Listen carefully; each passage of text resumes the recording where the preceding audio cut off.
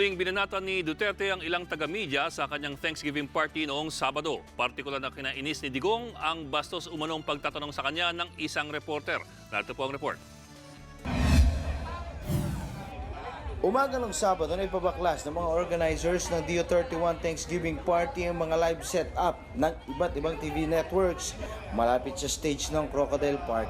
Ayon sa Presidential Security Group, tanging PTV at RTVM lang ang pwedeng kumuha ng malapitang footage sa event. Bago ito, inanunsyo ng kampo ni President-elect Rodrigo Duterte na hindi na siya magbibigay ng press con dahil sa mga issue laban sa media. Inalmahan naman ito ng ilang reporter sa Davao. Sanay daw kasi silang na-interview si Digong, pati ang mga biro nito. It's for the national media or the Manila media to learn their lesson, knowing that Duterte has served for more than 20 years here in Davao and he has been accustomed to the media as his friends. The decision was quite parang surprising, especially for the Davao na parang may ganon, may mga ban nang nangyari, which is we don't experience it beforehand. Medyo talagang he is far beyond from the normal or hindi normal, the usual politician na we see on television na medyo talagang stiff and soft-spoken.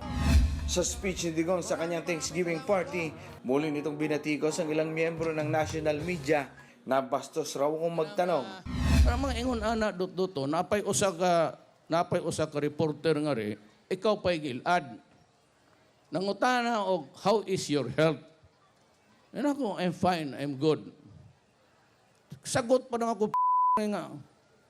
Saan yung medical report mo? Binastos gani. O di ginan ako. Ayun na lang. Ako himatsyon.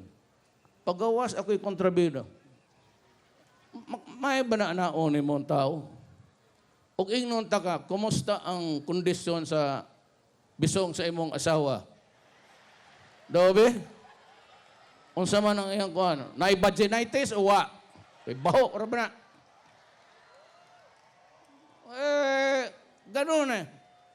Binastos mag... Wala rin daw kaso kung i-boycott siya ng media. Mo bitaw ko sila nga daw kapapahawa. Hao mo da. Sige. Ako hadlok-hadlok ko nilag boycott. Boycott ako. Ha? Boycott? Hao mo da. Sige, boycott mo. Wag sila kailan ako. Nilinaw naman ang National Union of Journalists of the Philippines na ang mga foreign media ang nanawagan ng boycott kay Duterte. Hindi raw ito sang-ayon dito. Tingin ng ilang eksperto, kailangan na raw ni Digong na ibahin ang pakikitungo niya sa national media. Knowing Mayor Duterte as the mayor of Davao for a long time and the local media, they are familiar with each other. Kaya one way or the other, merong familiarity na hindi naintindihan ng national media, no?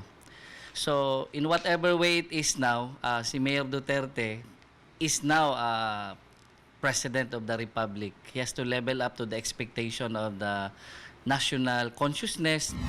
Umaaksyon, Romy Lopez, News 5. Be sure to come back. Use 5 everywhere. Copyright 2016.